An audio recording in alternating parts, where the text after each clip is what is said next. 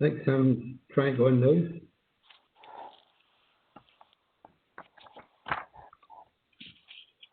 Convener, that's Councillor Crowther here now, so that's everybody. Right, thank you. Well, I'll start meeting. Welcome everyone to the Health and Social Care Committee. If you want to speak, type the question or comment in your chat box, selecting everyone in your drop-down menu, and I will call you to speak. There are members who access the meeting by telephone. They do not have the chat box function, so I'll invite them to speak first, and thereafter they will need to ask to speak. Please have your microphone on mute unless you're called to speak. So, is there any apologies, substitutions or declarations of interest? Convener's apology from Councillor Chris McElhenney, and Councillor Crowther is substituting for him. Can I ask for declarations of interest, please? Councillor Robertson, could you? Hi, yeah, can I declare an interest in item 5 and item 7? I know item 7 is a private paper. Both of them are of such a nature that I really feel I should leave the meeting for both of them. Okay, and I understand Councillor MacLeod has an interest in item 7 also as a non-executive director, partly branching out. Is that correct? Yeah. Yes. Thank you. Well, taking into consideration Councillor Robertson's interests, I would, if possible, I'll take item 5, the Champions Board. I'll take item 6 before item 5, and then that way Councillor Robertson doesn't need to come back into the meeting. If that's all right, everyone. Yes. Take item 6 before item 5, okay? Yes. Thank you for doing that. Thank you. No problem. Okay, the first item of business is the presentation of COVID-19, and I think Louise is going to start this one. Louise? Okay, so through you, Convener, thank you for the opportunity to speak to members in relation to give an update. Members will recall we had an update from all three directors in June, but before I talk about the recovery, I thought it would be an opportunity just to give a refresh in respect to that. I think it's probably important to say that there has been a lot that's happened and since the beginning of February for us, and there's been a lot of work that's been done across the totality of the system. Sharon is going to be my glamorous assistant and help me in relation to technology, not just because I'm not very good with technology, but because she has control of the presentation. So I don't know if you can share that, Sharon, can you? Actually, it's my trusty assistant Diane, because I've had a lot of IT issues. She will bring up the presentation now.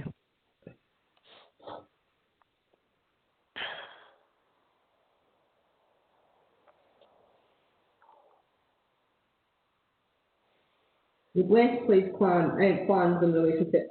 And why Diane's bringing up the presentation, I'll maybe start by saying that my intention is to do the presentation, and then if there's really difficult questions, the head of service will answer it. You know, between us, we've all had things that we've led on through the pandemic, and I've been very lucky to have Leslie, Alan and Sharon at different points step up to take responsibility from new actions in relation to the pandemic. And fairly recently, a couple of weeks ago, we had Anne Malarkey join us as the new head of mental health, alcohol and drugs recovery and homelessness.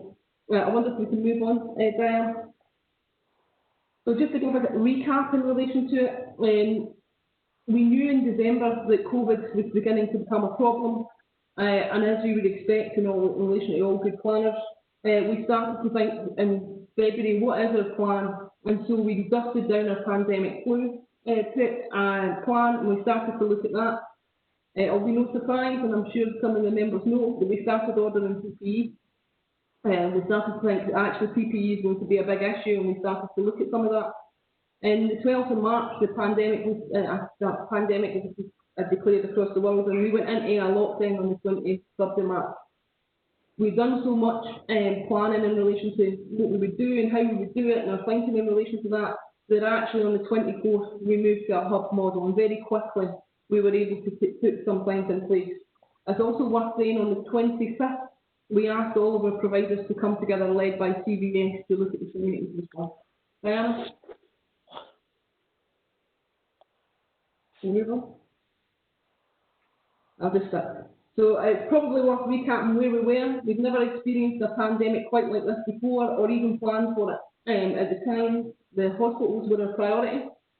We were being told that there wouldn't be enough intensive care beds, there wouldn't be enough respiratory devices, and so there should be no delays.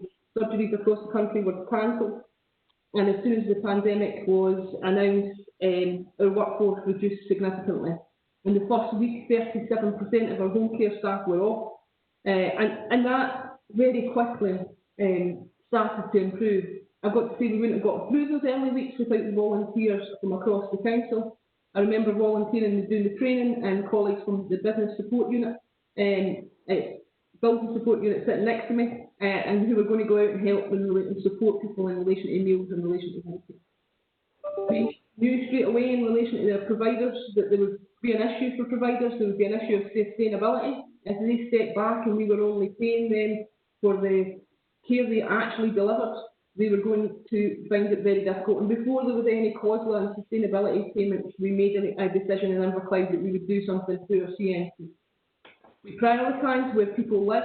I mean, I know that seems really strange, but obviously our children's houses, our mental health inpatients, our home care staff are all required to make sure that they were functioning, because they were very, very important places, and we needed to make sure the quality of care was high. We knew that we would need to go from critical, and then we would move to essential, and then we would move to core. And as I mentioned earlier, we asked the community to respond and support us in relation to the shielding list, and there would be 6 kind of pipelines in support, and that humanitarian response in relation to that was very, very important. We couldn't have done it without our colleagues in education, who and the childcare hubs and providing support to key workers was vital. And PCS have done a sterling job in pulling together providers and making sure that the providers feel supported through the pandemic. Diana, can we move on? We set up 6 hubs, and of the 6 hubs, Alan came out in order to support me in relation to setting up the COVID hub. And as you would imagine, we had some idea of what we were going to do in relation to PPE, but we needed pipelines of support for PPE. We needed to think about testing and assessment centres. We didn't break down our services to the normal head of service. When Alan came out to do that, Sharon managed the totality of the operational span of controlling the Health and Social Care Partnership, and Leslie stepped up to work full-time in order to support us in relation to all our strategic support for a period of time until Alan went back. Diane, can we move on? We managed to set up, before the testing centre, before they could say Winky, we set up a testing centre in Inverclyde supported by our staff. We'd also set up an assessment centre, and we started our local resilience management, which we met every day, and we continue to meet every day for a long period of time. We established our routes for the PPE hub, and we established lines of communication with all our providers to make sure that information was getting out in relation to PPE. Diane? We realised very quickly that we were going to have to, we had a couple of vacancies in relation to head of service and people off. We had a number of vacancies in key posts, including some of our home care posts across the totality, and we realised that we were going to have to optimise the kind of leadership model within the partnership. One of the things that we did do was that we broke up some of the tasks. Alan Best, who is a service manager, led on PPE and has done an amazing job in making sure that we were well prepared. Emma led on the assessment centres and set up the assessment and testing centres. Some of our staff team leaders came out in order to work in the assessment centres. Many people volunteered, and at a time where it felt as everybody was staying at home, a number of our staff were working probably more than they had ever worked for a significant period of time. I want Alan and Sharon and Leslie worked tirelessly through that period of time to make sure that everybody was supported.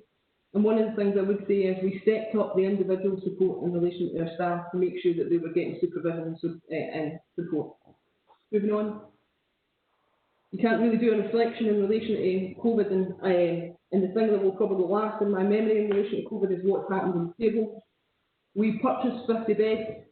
Remembering we purchased those 50 beds, hoping to free up space in the hospital, knowing that we would have home care staff unavailable, and wanting to ensure that we were able to sustain some of There was this, right from the beginning, we involved the care homes in our local resilience management team, so we came on the calls and let them come on the call every day in relation to them.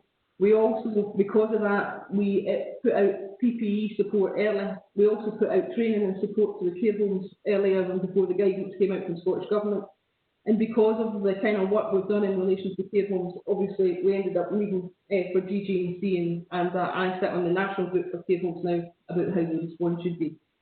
None of that takes away from the fact that we've had, on the 6th of August, we've had 40 care home deaths and 136 excess deaths. So we've more deaths than we had at this time last year.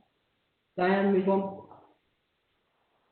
You'll see in the document I'm just about to talk to you about, when I do the recovery strategy, that we have taken a look at what's happened at the board level. We've taken a look at what's happened nationally.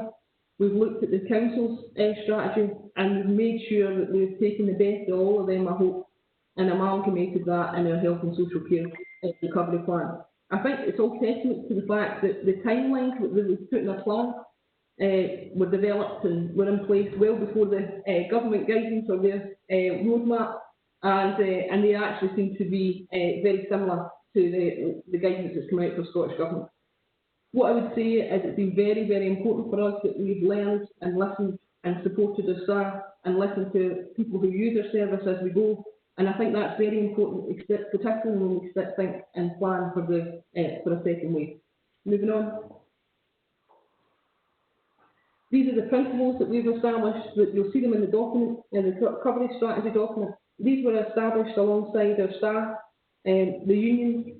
The key thing in relation to it, and you'll see the word all the way through it, is about safety. The priority was to keep our staff safe and to keep residents, patients, to keep them as safe as we possibly can. And we started talking about a blended model, and Sharon coined that phrase, a blended model, before any education started talking about a blended model or learning. We started talking about what is the model that we're going to deliver using technology. We gave mobile phones to all the people in our homeless service so we could keep in contact with them. We did near me, and we put near me facilities in every mental health support service that we had. We put it in primary care. We started using technology and telephone contacts and triage in order to make sure that people got support. There were some services, particularly in children and families, as you would imagine, and adult protection, that we never stopped. We just continued to try and deliver that service to the best of their ability and making sure that we kept our staff safe in relation to doing that. Moving on, Diane. You'll see in the document there's 4 phases. The first phase was all about trying to get a model and making sure that the shielding list was protected, making sure that we had a local resilience management team up. The second, and then after that, we reflected, we learned, we did focus groups, we took questionnaires from our staff. Second phase, as the lockdown started to reduce, we started to increase the kind of contact that we're having with people. We started to think about the trace and protect and how we might be able to support that. We started to think about what we would do about second peaks, and we also started to think about how we might transform our services. Phase 3, which is the phase we're in, and I'm going to talk about that in a little bit more detail as I talk about the recovery plan. And then phase 4, we believe will happen from February onwards to July, and that's about establishing a new norm. That doesn't necessarily mean think that COVID will be resolved or it will have improved significantly by then, but we do think that actually by the time we get to February, there will be a new normal that needs to develop. Moving on, Diane. And this is a really simple diagram, but it's something that we actually have done from the beginning, and it's very important. I attend a modelling meeting every Wednesday, and I listen and hear, and I link into all the national stuff so we can hear what's happening. Because what's important for us is that we plan, and once we've got a plan, and we start to put it in place, we assess it, we make sure that it's robust, that we're keeping people safe, that it's sticking to those principles I've just outlined, then we monitor it, and then as required, we amend it. If staff end up coming in, and we think we've got too many staff in, we'll ask some of them to go home. We'll start, and that model and that kind of philosophy that we do it incrementally, we go slowly, and we make sure, and through doing that, touch wood, we've had no significant issues with our staff or our unions. And I think the learning and reflection in relation to that, there's a new document that's just come out for reflection in relation to delayed discharge, and you'll see that Inverclyde is all the way through that document, and it's because we've used that plan, assess, monitor and amend. Okay, moving on, Diane.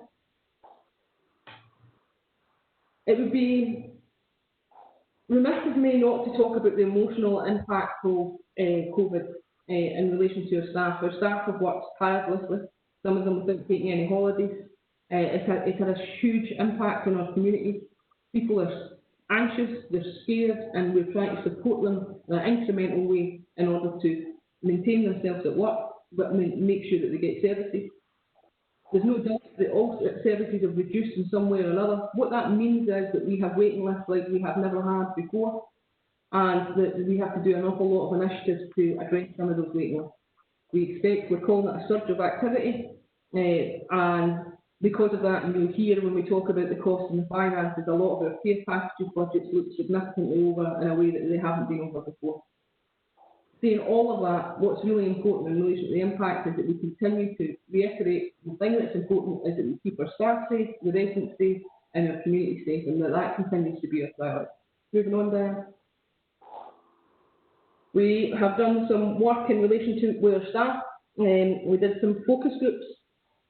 We've also done some questionnaires from our home care staff, and so we know what some of the feedback is.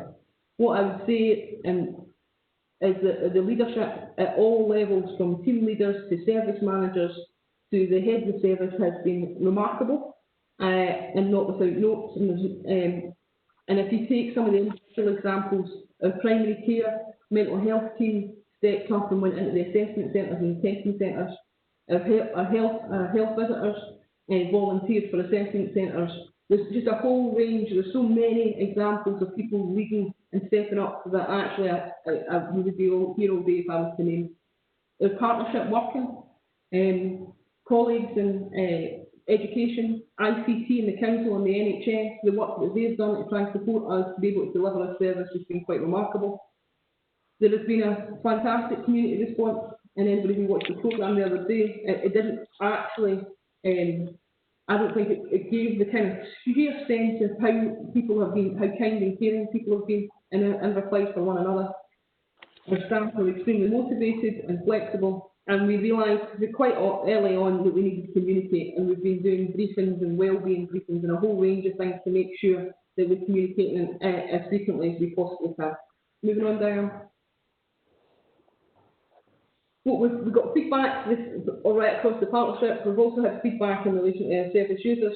Leadership is vital. That's what we've learned, and we know that, and we'll take that forward going into the next part. And that leadership happens at every level in Inverclyde, so we've been extremely lucky. That the partnership with the third sector and education in particular has been pivotal to help us deliver. We need to keep communicating, so we put a chief officer's brief out almost every week. But we put regular communications out, and only by communicating do we start to make sure that our staff feel safe and we reduce anxiety.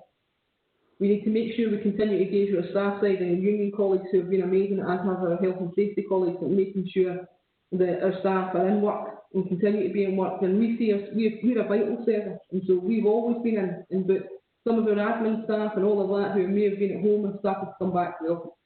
And when the staff came back to us, they did, without exception, tell us that we're obviously in the beginning we went geared up in relation to ICT. We didn't have all the equipment that we needed, and actually as the police tried to gear up and the Children's Reporter Department tried to gear up, it caused difficulty in the beginning.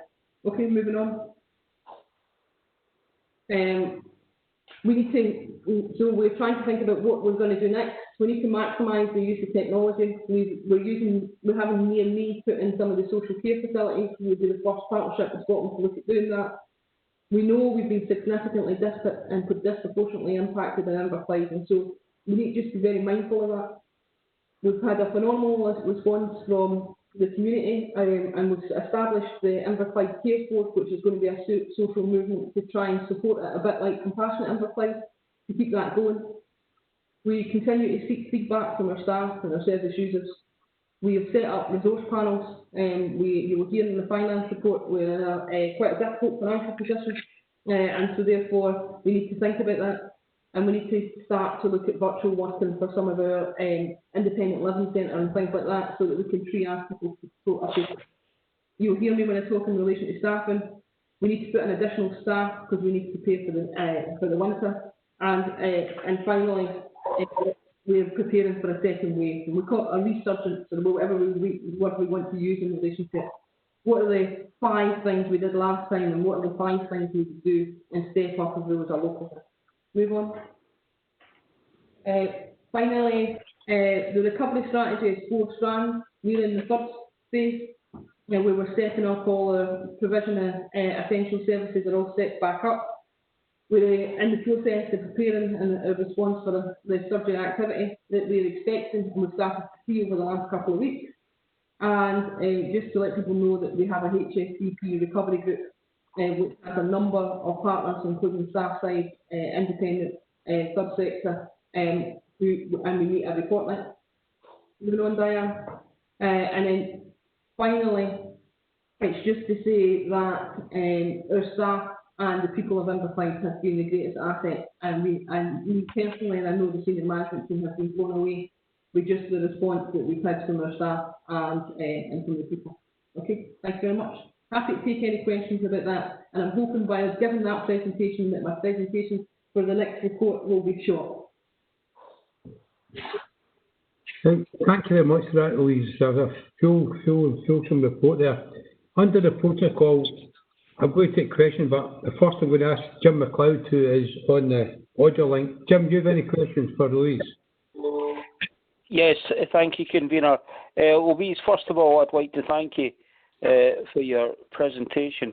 And I thank every member of the Health and Social Care Partnership and indeed the Council staff, particularly the frontline staff, who have had to deal with very difficult times over the last few months, and I think we all owe them all a great deal of thanks and gratitude for everything they've done.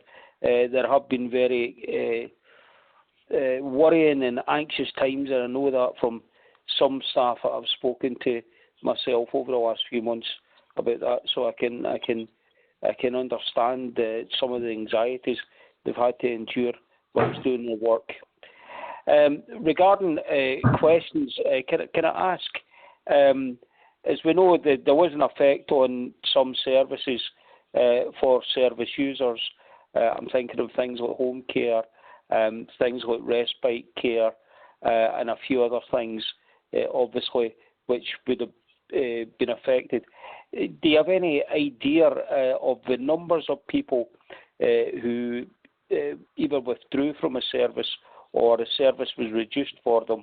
And is it safe to assume that many of these service users are now back on getting the services they were getting, and that things like respite and that is starting to come back again for people who need that? Convener, through yourself, it's Alan Stevenson. Yes, Alan. Thank you for that question. Convener, obviously when the COVID hit initially, many families, almost 200 families in fact, who were receiving home care, got in contact with us to say they wanted to step back from receiving that service initially because people were frightened of what COVID-19 meant, what it meant for their families. I'm happy to say over the months, the majority of those people have come back to the care at home service now, and they've been receiving the care at home service, and that's been stepping up incrementally. And because of the fantastic response we got from the volunteers, initially almost 80 staff come forward from the council, we were able to ensure that service could continue. So without that help, we just wouldn't have been able to continue because of the response from the staff across the council. The staff across the council were able to give assistance with meal preparation and medication problems. So the home care situation now is improved, and the majority of these families have come back. There still remains challenges for services like respite because it's on a case-by-case basis, and risk assessment has to be completed just to take account of all the risks there would be in offering respite. But we do have the opportunity to provide respite across the care homes in Inverclyde. What we've not been able to do yet step up the internal 4-bedded unit, because we're still working with health and safety to look at how we can do that safely. Thanks, Alan. You quite happy with that answer, Jim? Yeah. Can I just thanks Alan for giving our response. I mean, I can understand why many people stopped the families stopped initially, because no one really knew just where things are at and how severe things were, and obviously there was a lot of anxiety at times. If you could see me, obviously I'd put my hand up and say I'm someone that receives home care myself, and at the time I withdrew from it, but I also withdrew to try and take the pressure off our staff as well. I understood how difficult things were at that time, but it's encouraging to hear that most people have come back now, and also that respite is being looked at again, because obviously there are people who are struggling out there. But yeah, thank you, and thanks again to all our staff. I have a question from Councillor Crowther. John? Thank you, Robert. First of all, I would actually like to thank all the members of staff for the dedication that they have shown under very, very trying circumstances. If I just move on to the care homes, while the cost of the care homes is in many people's view quite excessive, which is in excess of £3,000 per month, I'm actually glad that the council actually overestimated and applied for 50 additional beds rather than the other way around, where they had underestimated. But in saying that, that would actually come at quite a high cost to the council, and we're just wondering if they had negotiated a cheaper rate, or alternatively, is there any mechanism that they can have some sort of refund for services that were not used? Please. To yourself, Convener. Councillor, we're paying for any of the services that we've not used in relation to the table. So although we originally said 50 beds, what actually overtook us, and I feel abroad talking about this in front of Lifeline, what actually overtook us, we made that decision before COSLA and Scottish Government agreed the sustainability payments in relation to care homes. And so actually some work's been done between Leslie and Alan Hutton to look at the supporting care homes in relation to the sustainability payments, so that we're not double paying in relation to that. Because we had made that decision, then subsequently the government then came out and said we'll support the sustainability of care homes too. So there's been a piece of work done so that we're not double paying, and we're not paying too much in relation to that. Providing reassurance. That's fine, Louise. That's lovely. Thank you. Councillor McCabe. Councillor McCabe? Yeah, thanks, Robert. I mean, thank you, the Director, for the presentation, and I think it's obviously important that she does pay tribute to, obviously, across the council, the third sector and the volunteers. I think the collective response from the community has been truly fantastic. So I certainly thank them too for the response. But I think it's important that we also thank Louise for her leadership throughout this period as well. And I think her leadership, along with the rest of the corporate management team in the council, has been truly inspirational as well. So thank you, Louise, for that. A specific question relating to care homes, and you maybe not be surprised, and Alan might be the person to answer this, I don't know, but obviously a matter of contention recently has been the news that's come out that a number of patients were discharged from hospital into care homes and other health board areas, knowingly having tested positive for COVID-19. And as I understand, the information is not yet available for Greater Glasgow and Clyde Health Board on that, although I believe Public Health Scotland has been asked to gather that information. I don't know whether you can answer this at this point in time, but are we aware of any cases in Inverclyde where patients were discharged from hospital into care homes having tested positive? Convener, through yourself, thank you. What you okay? Can you hear me? Yes, on you go. Yeah. Yeah, we had a obviously we're a small partnership. We've got a very close working relationship with IRH. At the time when this all kicked off, because we're a very small management team, we were able to work closely with IRH, and we had an agreement with them in relation to how we would manage patients. And to the best of my ability and my knowledge, this did not affect us. We did not place people into care homes at COVID. So I think that's down to the partnership working, and because we don't have big issues with delayed discharge, we were able to keep people flowing through the system. So to my knowledge, that won't relate to Inverclyde because we had that local agreement and that partnership working we have, because we are a small partnership, and we were able to step that work up very quickly in relation to how we were going to manage patients through that journey. Anybody have any questions for Alan and Louise? Okay. Hey, thanks very much for that presentation, Louise. Move on to the third item, which is the recovery planning update, Louise. To yourself, Convener, the update in relation to the recovery plan just really out, and Leslie is the author of the plan, really just gives an outline of what I've actually presented to you. I would take members to page 27, which is the phase 3, which is the phase that we've just entered into. And I just want to just remind and just go through that in a little bit of detail so that we know what we're doing across the months of August and September.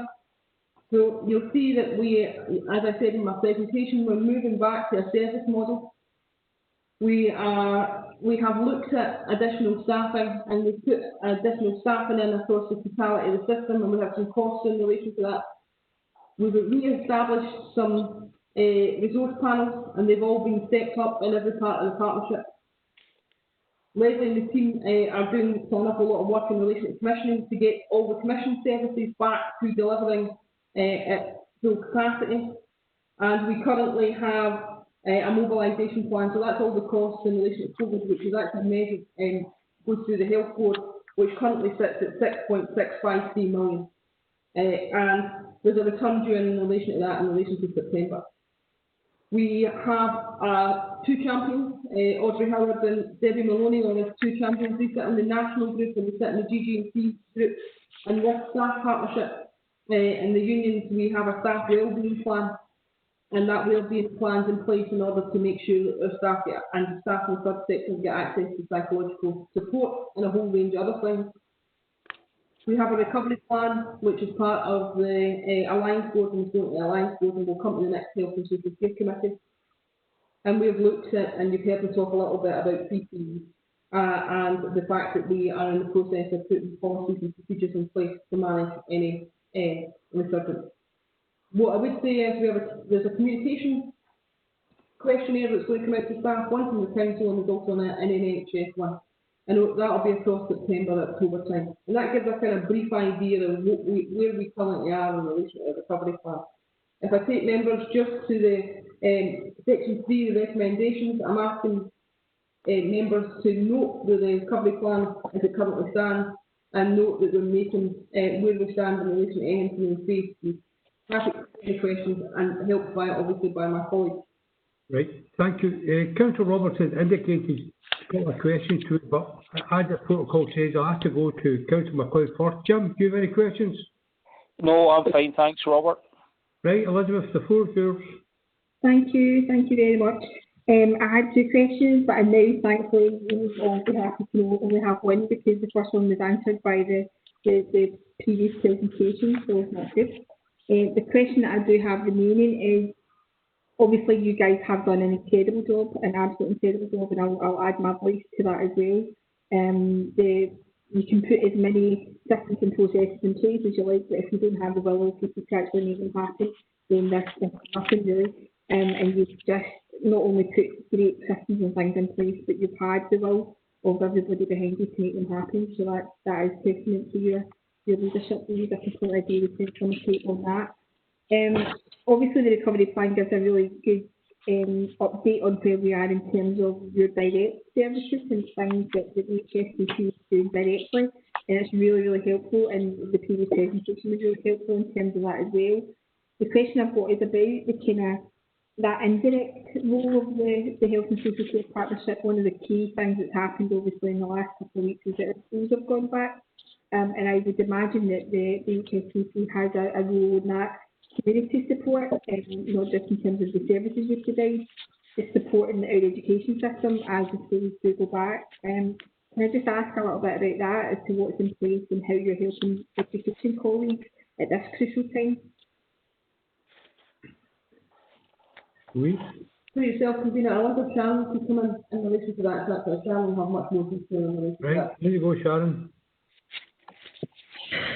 The arrangements that we put in place during the pandemic that developed the effectiveness of the work between the Health and Social Care Partnership and Education Services have continued because they were so effective. I think members would perhaps appreciate that there has been really solid relationships between the Health and Social Care Partnership and Education for many years, and that is reflected in the overall quality of children's services locally.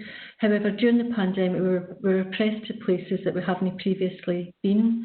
So we stepped up our partnership arrangements. We were working together in almost like a weekly meeting, which was a sub-meeting of the HCP or Education Services Department. So it really provided an opportunity for all and everything to be on the table.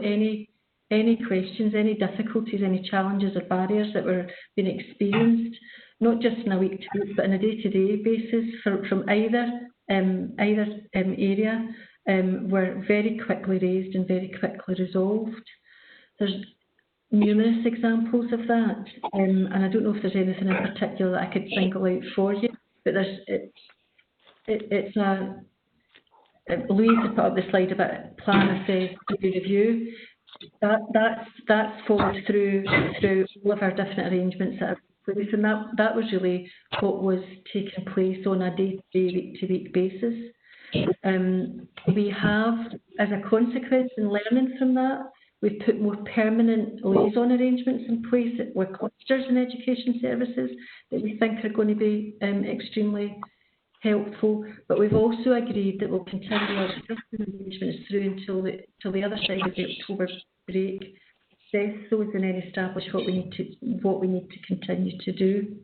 And that's, that there will be different hotspots and different points of challenge for us as we meet demands by parents, by children, by communities.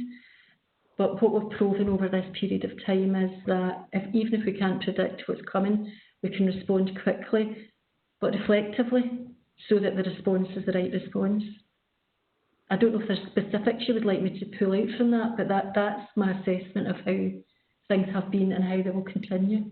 I guess the crux of the question, thanks, Christina, for a second. The crux of the question was really, so if something happened in one of our schools now that the children have gone back, it's not just an education response that's going to need to take place to deal with it. The HSCP is going to be absolutely central to that. And it was really just to kind of bottom out that's all there, that those links are there, and if something did go wrong, heaven forbid, then there would be an immediate and appropriate response. I wonder if I could come in if that's okay, Christina. Yeah, there you go. So I was actually, a colleague had phoned me this morning from another partnership, and they were going to an IMP in relation to a school, and so in another area in Scotland. So I think we need to be very clear that Ruth and I and public health and the kind of level of partnership, or should there be an outbreak in any of our schools, we would work tirelessly together to make sure that the actions are taken simultaneously, and we use all the available resources and expertise. Because I am a corporate director in the health board as well, and we will make sure that we use everything we can to make sure that we respond appropriately in relation to that. And I think there's been a lot of work done across ADES and across the COSLA in relation to what should happen in relation to schools. But my sense is that there is a lot of preparation that's been done. So I hope that provides some assurance, Councillor Roberts. I've got a series of questions. The first one is from Councillor McCabe, Councillor Brooks, and then Councillor Quinn. So, Stephen.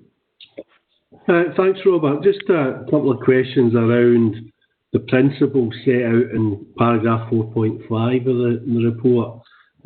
Two of them to me are linked, one being maximise use of digital technology and the other being equality of access. So it's about how do we ensure equality of access but maximise the use of digital technology, given obviously, for example, the challenges we've seen around schools and equality of access. How do we ensure that people don't have barriers to accessing services based around technology? And the other one is around the sort of maximising the use of local volunteer groups. Obviously, as we sort of discussed earlier on, the response of local volunteer groups has been fantastic in terms of the pandemic, but many of the sort of networks have now wound down or are in the process of winding down. So I suppose it's how do we maintain that sort of resource or use of that resource, but equally how do we ensure we're better prepared for potentially any second wave or any local lockdowns, etc., than we were obviously for the first, given the experience that we've had and the people who have volunteered and the resource that they can offer. Right.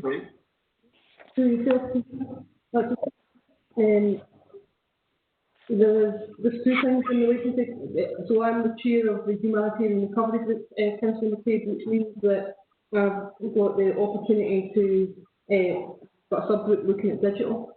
In the HSCP, we gave out mobile phones to people so that we could have contact with them.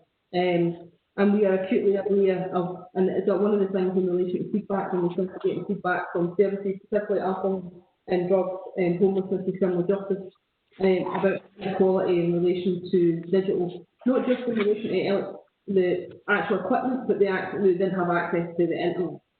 We've applied for the Connecting Scotland Fund. Sharon and the team have used, alongside colleagues like Michael, have used some education money and something for attainment that was attached to look after children, to look at how we put digital into some of the children's houses, and also children who are looked after at home. There is a whole range of stuff that is still being worked on in relation to digital, and there's people work through that humanitarian group to bottom out what we need to do that will make the biggest difference. Because we could put lots of pieces of equipment out and actually people don't use them or they don't have the internet, so we just need to make sure that there's actually a structure and a process in relation to that. And then just in relation to volunteers, obviously I mentioned that we've now established the Inverclyde Singers, which is going to be a social movement, which I will chair initially, that has community reps, subsector, volunteers, that has a whole range of people on it. A bit like Compassionate Inverclyde, where I chaired that initially, and then when it was up and running, somebody else came along and chaired it. We're hopeful by having that will continue to encourage volunteering, and we've set up some virtual locality groups, and Your Voice and others and CBS are all helping us in relation to that. And then just finally, when I asked CBS to and bring Your Voice together, Belleville and a whole range of people on the 25th, for all the pipelines of support, we asked them to do a kind of standard operating procedure, and people will have seen the slides that came out that had that. So if it happens again, we would just pick that up off the shelf, and so that we've already got how we move the prescriptions in a way that last time we were learning. So I hope that answers the question. Graham Brooks. Graham? Yeah. Thanks very much, Convener, and let me add my thanks to everyone who's obviously taken part and made sure that this pandemic has had the best outcomes that we could possibly have had. My question reflects on 4.9, which talks about moving to sort of face-to-face work. And MCRs, or medicine care and reviews, I believe they're part of the new normal. And I'm just wondering whether we have confidence that MCRs, which can set a medicine or a prescription for 12 months, and then we have no contact, well, apart from the pharmacy. So are we putting a lot of emphasis, a lot of work on the shoulders of the pharmacy, and allowing, obviously, either the GP or our doctors or even our drug workers who then potentially will not have contact for 12 months because of the MCRs? Is that the correct balance, or do we have confidence that we have that right?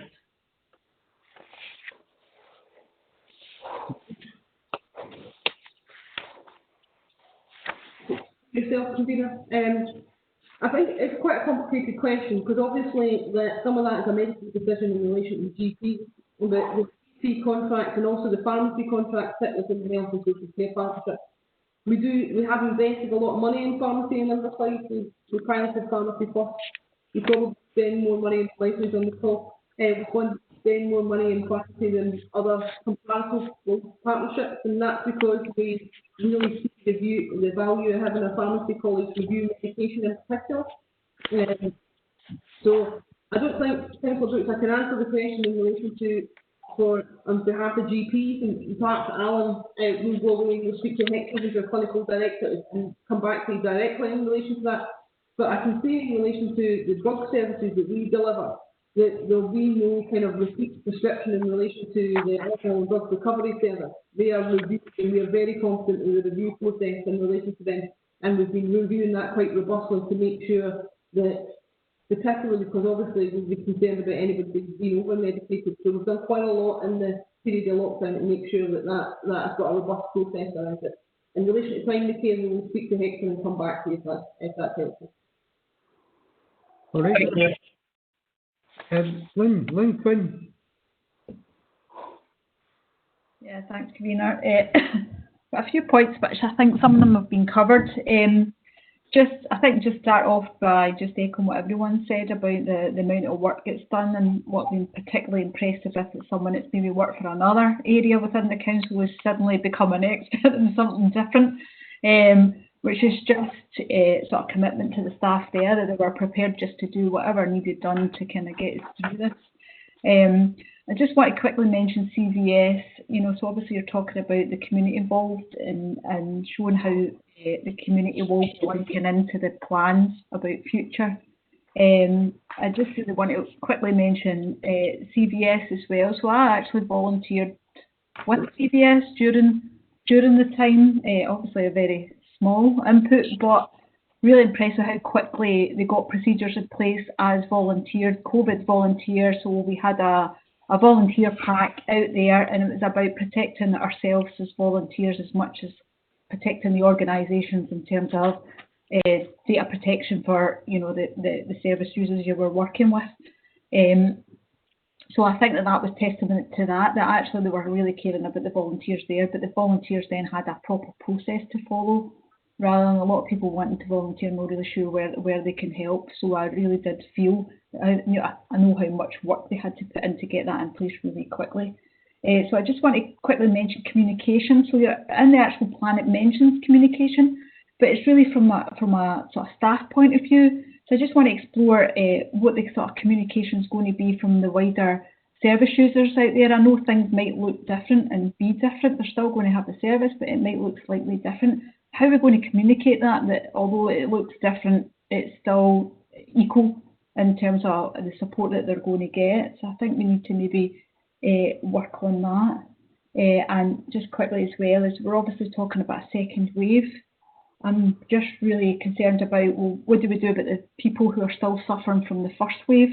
So we will have the consequences of the first wave. There's a lot of people needing sort of rehab and ongoing health support from the first wave, because I don't think we know fully what the implications are of COVID on the community and what the sort of lasting legacy from a health point of view is. Thanks. Did you get all that, Louise? Sorry. I think two questions in relation to it, and a bit of observation. I agree completely with Councillor Quinn. CVS and Inverclyde has been amazing, and been able to think about how we pull together that community response. The issue about communication, in relation to communication, we've been doing some work with different reference groups. Sharon and the team have done some work with young people. We've been doing some work with foster carers, adoptive carers, trying to ascertain from them how we communicated with them, how we communicate with them better, what kind of information do they want and in what format. But we've done that, it's only because I can see Sharon, but we've done that for alcohol and drug recovery, we've done it for homelessness, we've done it across the piece. And different people need to be communicated with in different ways. And I think we've learned through the pandemic that we can't communicate enough. And I don't think we've always got that right. And so I do think moving forward it's very important that we have a really robust communication plan. I do think we had it right in relation to our staff. I think that level of frequency and going out with a consistent message really worked. But the HSCP has responsibility for an awful lot of services, and they were all starting up or they were all increasing contact all at slightly different times. So it was difficult to get that message. So we are working with our colleagues in communication in the council and in the health board to see if we can get quite a robust communication plan. Lynn, want to come back? No, it's fine. I'm laughing. It's mum long, as if I've got another mum. And then the other thing was in relation to just making sure that we. I love the dogs as well. And then in relation to the second one, I think you're absolutely right. There is a lot of our staff who've had COVID who are still suffering, and the long-term impact of it isn't really realised. It will impact on care packages, which is really important. So we've got a lot of people who are getting the same care package. Nothing's been reduced over a period of time, and we've got new demands coming in. And so that's why the resource panels and those multidisciplinary discussions need to be up. And we need to monitor that quite carefully to make sure that we've got enough staff to deliver the kind of quality of services that we want to deliver, and that we are making sure that we've not got waiting lists for very essential services. You happy with that, Lynn? Councillor Jackson, Colin. Unmute yourself. Right? Right, Robert, thanks. It's just 1.7 in the transition plan refers to illness and staff pressure. There's growing evidence of post-traumatic stress, depression, anxiety, self-medicating from care staff. I'm just wondering what the council have in place to identify these staff and what assistance is going to be offered to them going forward. Louise? Thank you, Councillor Jackson. We've known from the beginning that the potential psychological impact of COVID, because you've only got to look what's happening in other countries. We have a wellbeing group, which our staff, the union sit on, and we've got 2 wellbeing champions, Debbie and Audrey. We have a wellbeing plan. Our colleagues in the NHS opened up their psychological support to make sure that the social care staff, whether they be from the council or the third sector, would be able to access psychological support provided by the NHS. And so there's a lot of work and a lot of thought that went into trying to make it easy for staff. When you look at the evidence in relation to it, it says it will be in stage 4 that we'll start to see the psychological impact. And so, although there's not a high usage with part of our wellbeing hub in Inverclyde, and we've not seen an awful lot of uptake, even though I've went on and done the module, and we've encouraged all our staff to go on and do the module, and the psychological and first aid module.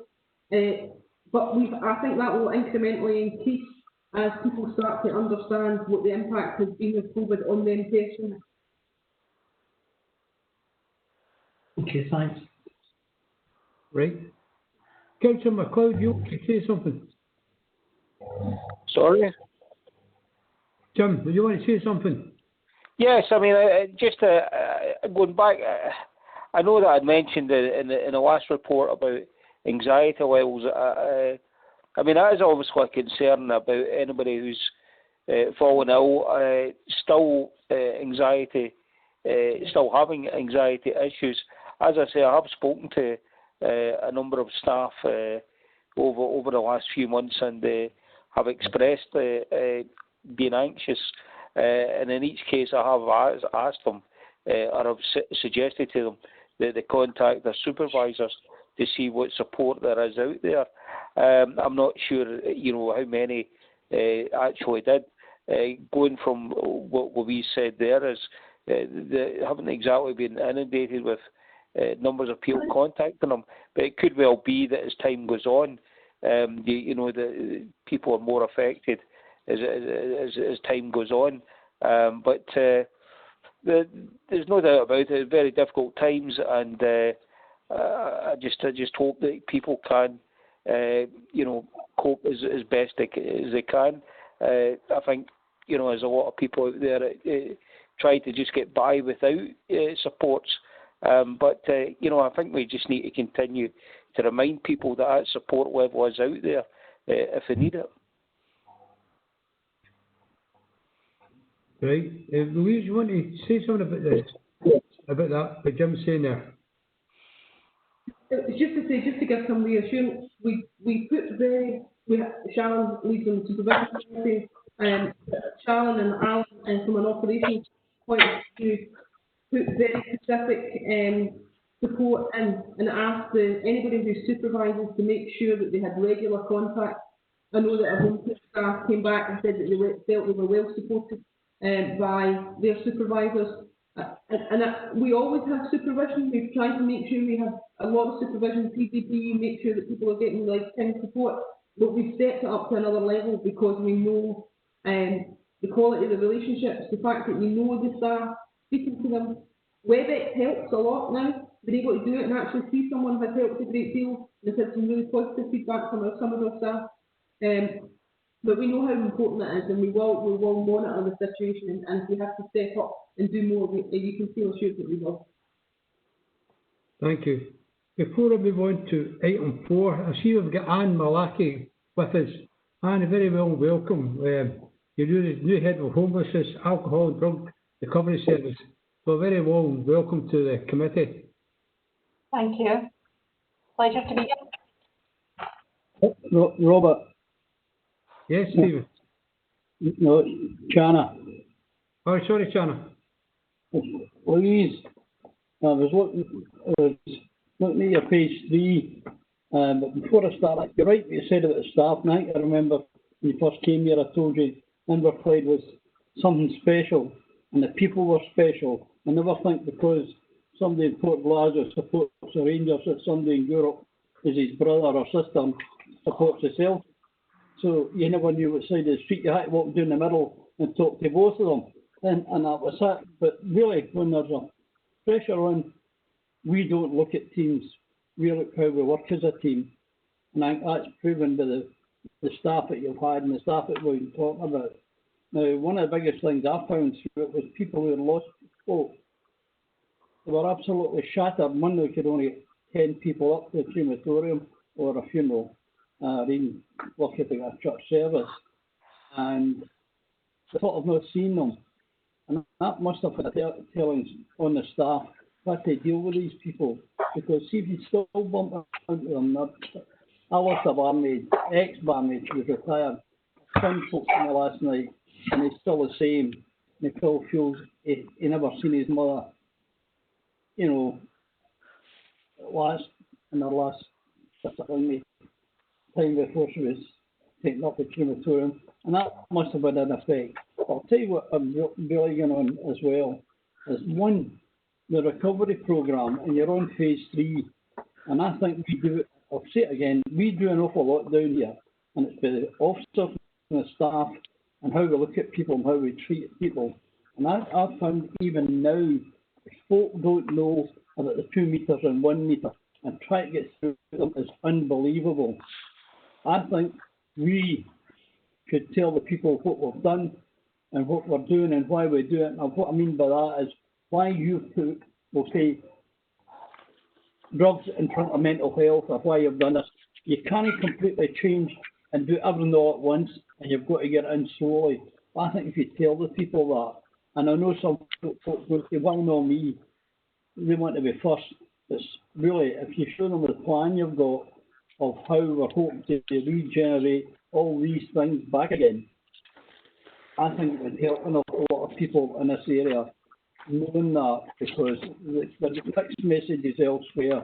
And I think one thing we can do is say, honest, this is why we're trying it. We can't cut your grass this week because I've not got the men to do it if we're up the bins. You know, and things like that. And they'll look at you, at least they'll say, you know, that to me is something that we should be looking at. How to communicate and tell them how we're planning to get all our services back to them as normal as we can with the staff that we've got. And you said it, we've got a lot of staff that physically and mentally went through a pure hell, and some of them did have the bug as well, we'll call it. So thanks for that, and pass on your thanks. I'm serious. Everybody from the top of the house to the bottom of the house worked as a team, and they worked together to make sure that Inverclyde came through it. And it was hard. It still hard. So thank you. Hey, Robert. Thanks for that, Jana. Robert.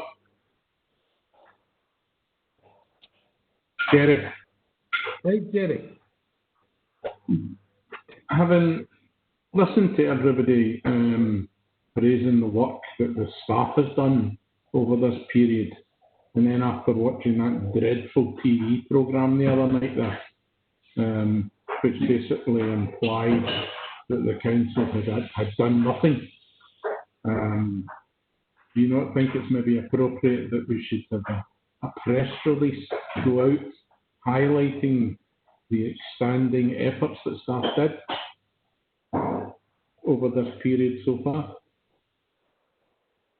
I don't know who should answer that, if it's either council or Louise, but I think they're probably working on something. If I've got a hunch, you know, I don't know if he's are or not, but I think Jerry made a valid point. We should be considering doing something. Anybody? For yourself, convener, I think it's quite difficult. We put something out about a performance report to come out, and we knew it was going to come out in relation to the programme. I think it would be fair to say that anybody who knows the people in Inverclyde or Inverclyde did not necessarily take the programme well. I can only speak for myself, but other colleagues as well felt disappointed in relation to the programme. But I suppose one of the things that we need to do moving forward is think about how the positive image that we can put out in relation to Inverclyde. And there's been quite a lot of talk today about the communication and how we communicate. And I'm perfectly happy at the next committee to maybe bring back a communication plan and to explain some of the things that we intend to do in order to try and get that message out, whether that message be to patients and service users or that message be in relation to staff. I don't know if the leader wants to come in relation to anything else. Stephen? Well, I think it's perfectly legitimate for you, convener, on behalf of the committee, because it's clearly shared by the whole committee to make a public statement thanking the staff and indeed the third sector and the volunteers for the fantastic response that they've made. I think that's perfectly legitimate. I'm sure yourself and the Director on Corporate Communications can work on that. Thank you, right. All right, Jerry? Thank you. Robert, can I just come in here? Yes, Colin. Robert, I also think it's worth highlighting, I know we possibly couldn't make a statement on it, but I think it's also worth highlighting, not just to have luck and the effort and the pressure of the staff, of everybody involved, but, you know, these members of staff are doing this on poverty wages. These staff members working for the third sector organisations and for the partner organisations are on minimum wage, so they're even the ones on living wage. Now, these families are struggling to get by themselves, and they're out there and they serve this community. They've been over and above and they themselves have got pressures, trying to keep themselves well. They had the added pressure of, you know, they didn't want to go off sick until the government come in and guaranteed that they'd get occupational wage, not just SSP. So I think it's something I'd like to see the committee address sometime in future. I know it might be made of a political point and it might be difficult to do that, but I think we've got to realise it's okay standing out there on a Thursday night clapping the staff, but it doesn't put bread on the table, so it doesn't put clothes on the back of their children. So it doesn't, once this is eventually calms down, we know it's not going to go for a long time, but there's no sign of these staff getting increased wages, better terms and conditions, and I think that's something that needs addressed. Okay, the council are the responsible employer, but we know that doesn't extend to the partner organisations. So, that's what I wanted to say, Robert. Thank you, Colin, for that. I think we'll move on because Louise, that's okay. We could get together and try and form a words for a story. Again, here before we have Alan McClintock here. Alan's going to give us advice on any of the building questions we have on the technical side of the building questions. So I'm going to put over to Samantha White to talk through the paper. Samantha. Yourself, convener. The purpose of this report is to advise the committee on the revenue outturn for 2019-20, the projected revenue outturn for 2021 as at period 3, the current reserve position and the current capital position. So I'll start with the 2019-20 position. From section 5 of the report, you'll see that we outturned with an overspend of 249,000, which is an increase in the overspend of 184,000 from the position we reported at period 9. And the main reasons for this increase are an increase in client package care costs within learning disabilities based on higher client needs, a reduction in turnover savings of 199,000, which was partly due to more employees choosing to remain in the pension scheme rather than after automatic opt-in than projected, and additional funding received towards criminal justice care package costs of 174,000. I'm happy to take any questions on the 1920 section of the report. Councillor Robertson, you have a question. I do, but it's about the 2021 section, so I'll keep Samantha's point that she's covered in 1920 first, if that's okay. Okay. So moving on to the projected revenue outturn for 2021, from section 6 of the report, you'll see that at period 3 we're projecting an underspend of £73,000. And the main reasons for this are we've got projected underspend within residential and nursing care client commitments and external home care of 1,102,000 and 281,000 respectively, as a result of a significant reduction in the number of beds and also a reduction in certain care packages during lockdown. And these are largely offset by projected overspends within learning disabilities and physical disabilities client commitments of 578,000 and 106,000 respectively, with the increased costs reflecting higher client needs. Within criminal justice, a projected overspend of £342,000 as a result of client package costs, on the assumption that there'll be no additional funding for these in 2021. Within children and families, external residential placements, we've got a projected overspend of £297,000, and this is after the full utilisation of the smoothing earmarked reserve. And finally, we've got a projected overspend of £157,000 on agency staff costs within mental health, as approved by CMT in 1920. I'd just highlight that the report assumes full funding for the COVID expenditure that we're incurring, and if this does not happen, then this will have an impact on the outturn reported to this committee. Included in this report are £3.25 million worth of costs associated with COVID. So I'm happy to take any questions on the 2021 revenue outturn section. Councillor Robertson, Councillor McLeod has indicated he wants to vote first. Okay, Jim? Yes, Robert, thank you. I've got 3 questions. On page 35, first of all, it talked about a care homes underspend of £1,102,000 for residential and nursing care, and you touched on that about the regarding the number of beds. Can I ask what sort of impact has this had for care homes regarding their funding?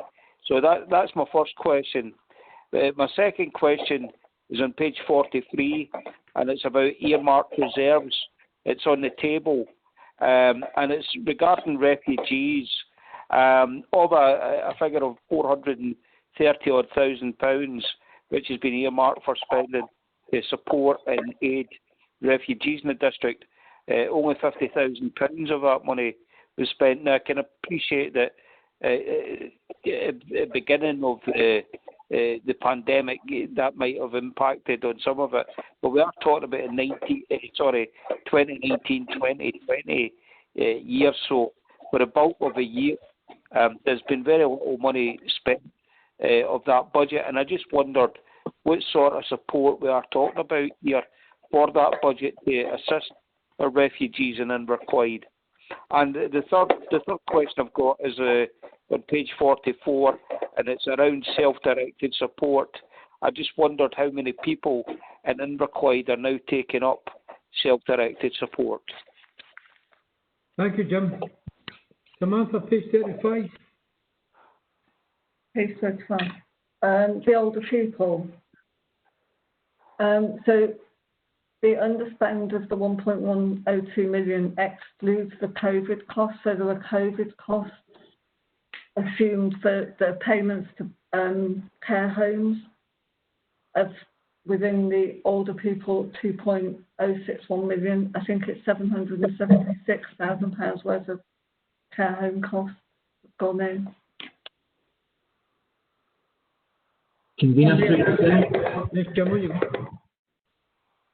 Sorry. Yeah, just regarding the but I can understand that, and I understand that because of COVID, that more support and financial aid is being given to care homes. But you know, as we've heard in the past, there's been quite a bit of capacity, free empty beds in care homes. We were informed about that in the past, and I just wondered, you know, if there's been further impact because of a situation on any funding and how they are affected. Somebody want to answer that question? But Alan Stevenson. Convener, through yourself, clearly the level of deaths has obviously had an impact on the care homes, but obviously the sustainability measures we put in place, we supported the care homes by buying the additional capacity for the beds. We had 50 beds, 34 of those beds were used, and actually people have moved through those beds.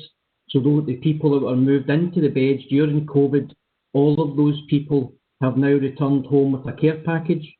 But that quick action around the 50 beds actually helped to calm the whole system down in Inverclyde actually, and we haven't had a big use of that type of bed before. That certainly helped, and actually the care homes are very, very appreciative of that early support, and it worked because it allowed people to come out of hospital, to go into that interim placement, and then now they have came home. So it was very well received by the care home managers who I meet with every Wednesday afternoon, and we'll continue to have that dialogue, whether it's been the support through the beds, through the access to the PPE that they had, and through access to management support and information, and the significant amount of information that was coming out from public health. So all of that has assisted Councillor MacLeod, and it's certainly the early action we took in relation to the 50 beds is very, very welcomed, and it will,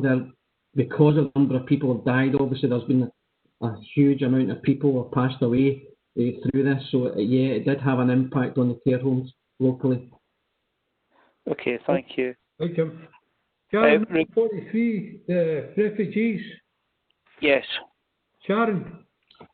Thanks, Councillor Moran. In respect of Councillor MacLeod's question in relation to the New Scots issue, the pandemic has resulted in a pause in the refugee programmes that are overviewed by the UK government. However, and that definitely contributes to some of the issues in terms of the financial position. However, it's not the whole story. In fact, the larger part of the story is actually about our own local strategy. We had some serious concerns regarding the financial framework that was available in order to support the refugee programme, and we had to do a considerable amount of work to make sure that the financial framework was in place and in fact was sufficient to meet the needs and our aspirations for the service level that we would be in a position to offer to people who we were looking to resettle within the Inverclyde area. I'm pleased to say that work completed and resolved, and we were poised to bring reports back to committee to seek further approval to proceed with a refreshed and a revised approach to the refugee situation. However, that's the point at which the pandemic arose and we were precluded from taking that action. In terms of the services that we're able to provide to our existing New Scots in the Inverclyde area, I believe that we provide a good standard of service. We do that in partnership with third sector, with colleagues in community learning and development, and a number of council services contribute to the service that we provide. The feedback that we have from the individuals who are in receipt of service is by and large positive. However, I think when we were looking at our strategy, we would have aspirations that we can do more and we can do better. And that would be outlined in the report that we would hope to bring. To be honest, I think that report, and Louise will correct me, but I think that's probably a P&R report. But at some point coming through health and social care too. I hope that answers your question, Councillor MacLeod, but happy to clarify if I can.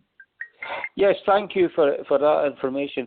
That's helpful, and obviously it'll be good to hear, get further information, through a further report, and how things are progressing. I mean, like many of the members in the council, I've met with some of the refugee families on several occasions in the last few years, and through speaking to them, they've settled in well and they've been well accepted by the community, and it's great to see things happening and things working so well for them. But no, I was just intrigued. I wanted to find out, and I understand the pandemic would have obviously curtailed certain things from happening, but I just wanted a little bit of explanation about that. So, but thank you for clearing some of that up. Thank you. The question on self-directed support, Alan, you want to answer that? Alan Stevenson. There's been no significant increase or decrease in self-directed support activity at the moment, hovering just over 100. That's not a surprise. People generally need to be a lot of confidence to take on self-directed support options, so we'd expect that will be a slow build-up moving forward as people start to regain their confidence. But every time a family approaches us for an assessment, social work staff outline the options under self-directed support. Alan, can I ask then, obviously it's a continuous thing, but what sort of measures have been taken to try and build up that confidence and to advertise, to publicise that the SDS is there for people? Alan, did you hear that question? Convener, through yourself, it is done family. Yeah, I did. Thank you, Convener. Through yourself, through the assessment process, we have a statutory duty when we meet with families to discuss self-directed support. So the staff have had a lot of training in how to interact with people to try and assist them to make that decision. As well as that, people like the Carers Centre are very active about offering and encouraging people to look at self-directed support. So we continue to use the voluntary organisations and our own staff to make sure that message is out there. But we have a statutory duty every time we interact with families, and when we have reviews, people are offered that opportunity to consider the options under self-directed support, which include things like direct payment, for example. So the staff are now well versed in that legislation because they've been working under that legislation for a number of years, and they will continue to do that. But I expect it will be a slow build-up again as we come out of and through the recovery. Yeah, I think that obviously the things like payroll, handling people's finances, dealing with pensions, all that sort of thing is the sort of things that people would be scared to take on. But it's obviously there are third parties out there who can help support people with that, you know. So, but yeah, okay, thanks for that. Cheers. Elizabeth. Yeah, thank you for bringing me into here. The question that I've got is in relation to section 2.6 of the report. And I'm asking this question fully aware that there's a gap between when reports are submitted and when you actually discussed them at committee, so a lot might have happened in the interim period.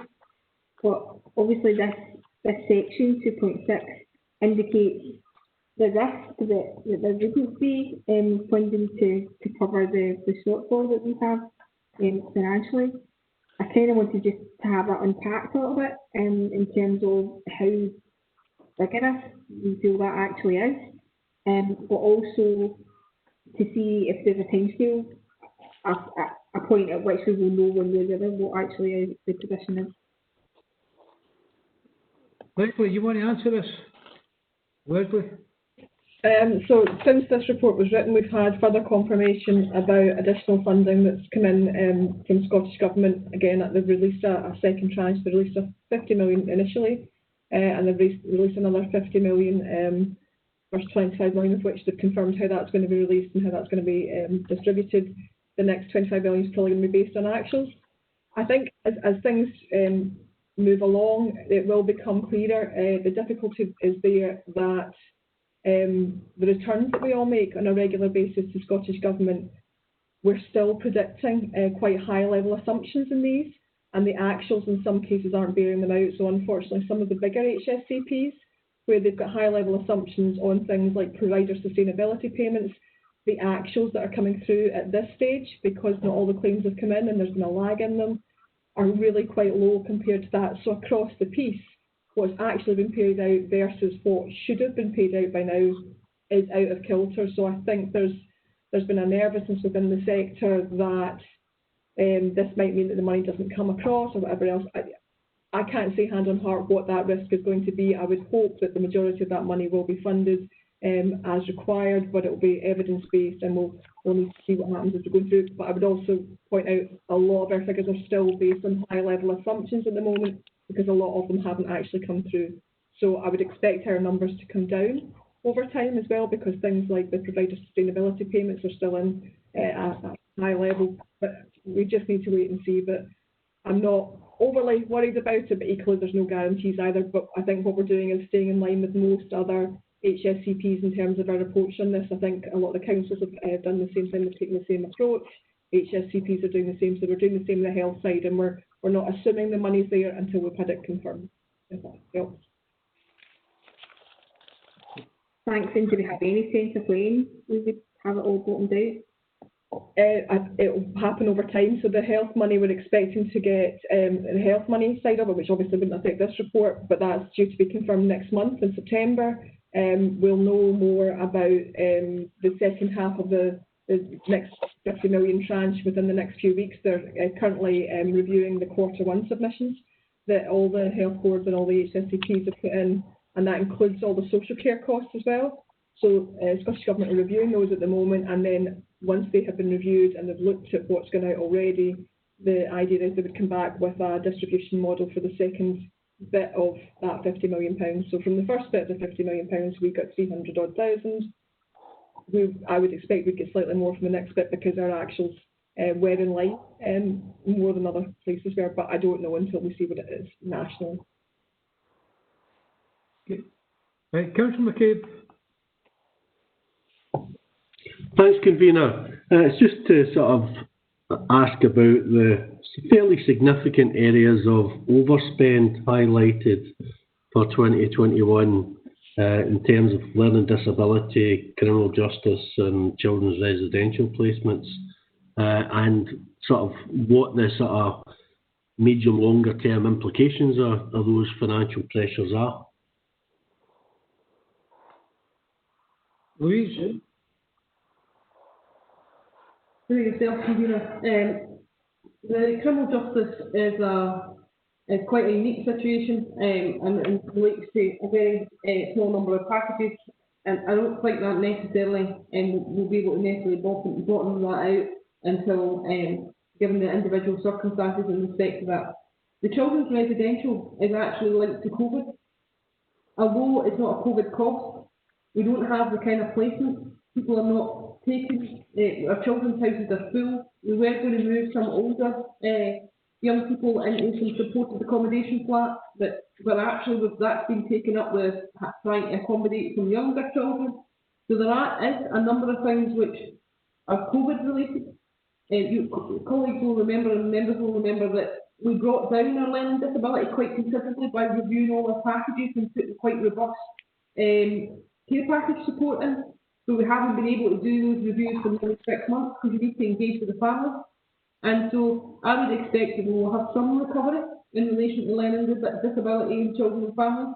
It may not return to where we were by the end of the year, but we would expect to have some recovery in relation to them. Criminal justice is slightly different. I hope that provides enough information. Thank you.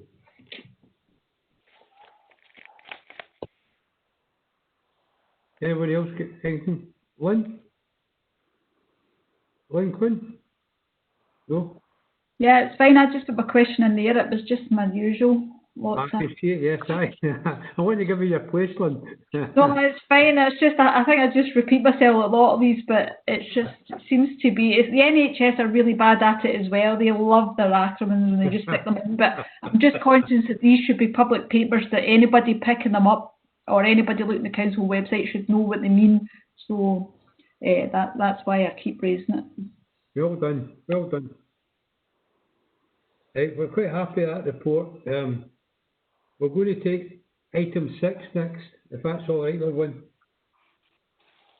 Okay, Alan.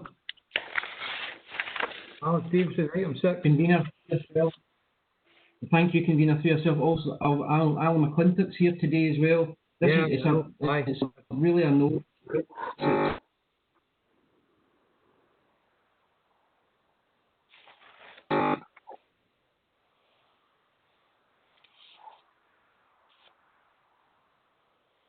Sorry, terrible interference. Back in for 5 seconds, sorry about that. An update paper on the Learning Disability Service.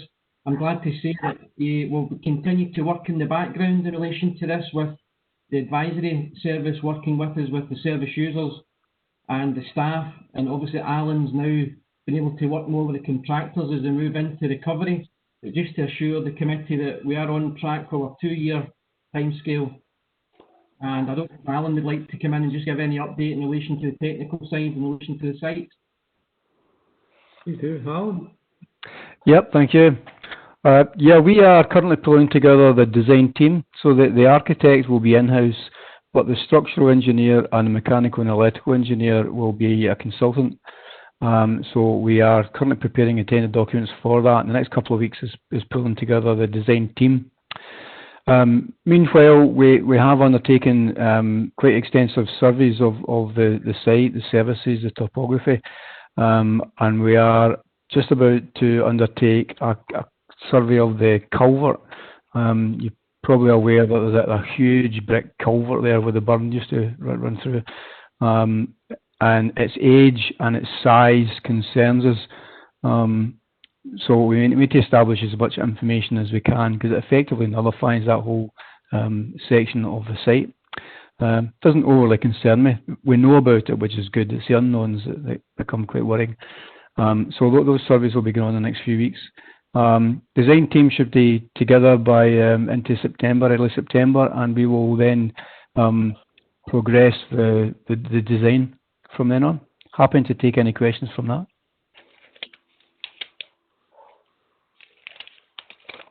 According to my chat, there's nobody got a question here. Jim McLeod, do you want to say something? No, just obviously there's the pandemic has held capital projects and the other projects back, and you know, I don't know how much.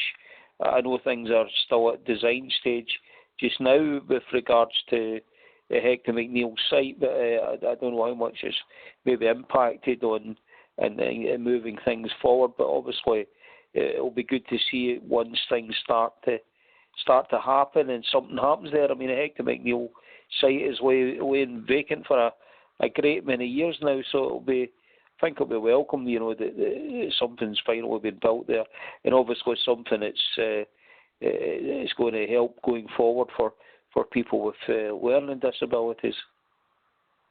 Thank you, Jim. You quite happy with the report then? Good. Right. Robert, sorry, I just had a quick question. Sorry.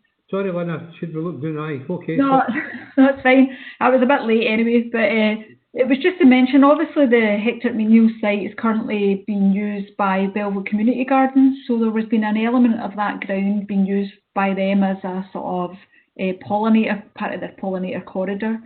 So is there, I know it seems quite a minor point, but I think it's quite important for the community. Is there any way we can sort of incorporate the sort of community gardening aspect there into the design, so that there's still a bit of a garden, which I think would be great for service users as well if they had an element of that garden.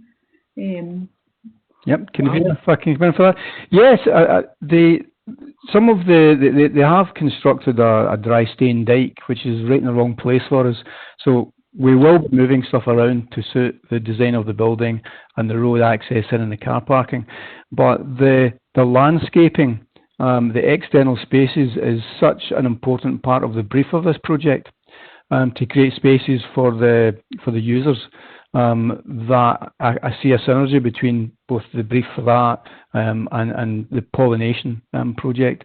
And so we will be eventually appointing landscape architects, and they'll work very closer with both the users but also the pollinators. So the answer is yes, we'll take that into account. Thank you. Alan Stevenson.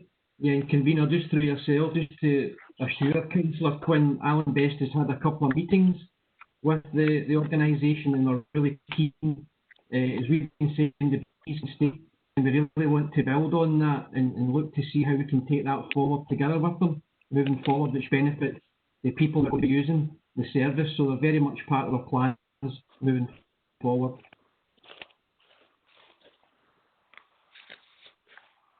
Anyone else? Okay, noted that report. So we're going to get back to number 5, and it's a champion board. Sharon. Thank you, convener.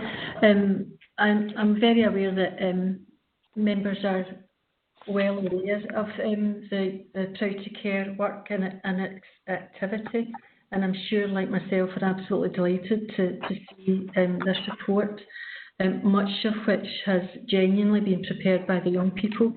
The staff involved have been supporting the presentation of the document, but the thoughts and the ideas and the ethos contained within the report is generated by our looked after young people.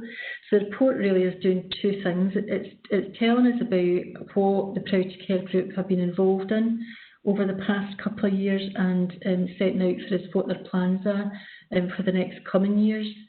And included in that is the funding and partnership arrangements that are proposed. Funding being a combination of that from Life Changes Trust and from the Transformational Fund. Members are asked to approve the report and comment on it if you feel that comment is warranted. And indeed, a convener had suggested that committee may want to ask for a presentation at some future point in respect of the ongoing work from the young people. So I'm happy to take any questions.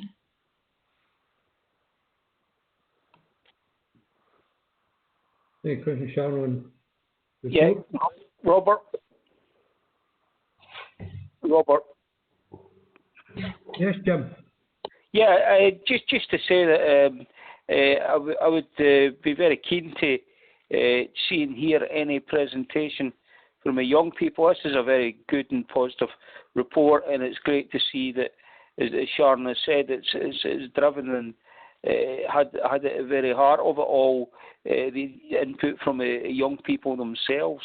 I mean, I've been very impressed over the years whenever we've had any presentation from our young people who do very well in the district and come across as being very confident in its very encouraging to see them doing so. So yeah, I welcome getting a presentation in the future. That would be good. Councillor McCabe, my fellow corporate parent. Councillor McCabe.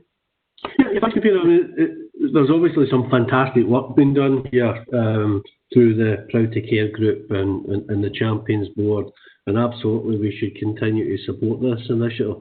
Very much welcome the continuing funding from Life Changes Trust, and I think it is important that we put the funding in to support the Your Voice partnership as well. So absolutely supportive of this, and would welcome a presentation at some point for the young people.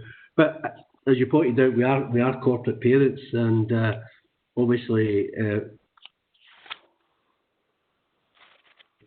our young people have just had this. It would be useful for us as corporate parents to get a report in the near future around where we are with educational achievement for young people, and obviously the support that we agreed previously to put in, and how we can take that forward, because obviously this is a key part of our work as corporate parents. So I know that we're due to get a presentation probably from education and the general attainment levels, etc. at some point, but I think specifically it would be useful for us to get a report, whether that be in private, I don't know, might be better to be in private, I don't know, depends on, I suppose, in the sense of the nature of the information in the report, but I certainly think it's important for us to have an overview of where our young people are in terms of educational attainment.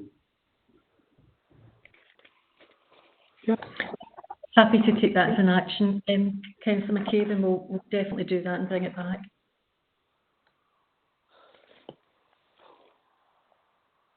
Okay, happy to know that report. Can I move the resolution? We're going into a private session now. Will any member of the public please leave? I can confirm there are no members of the press here, so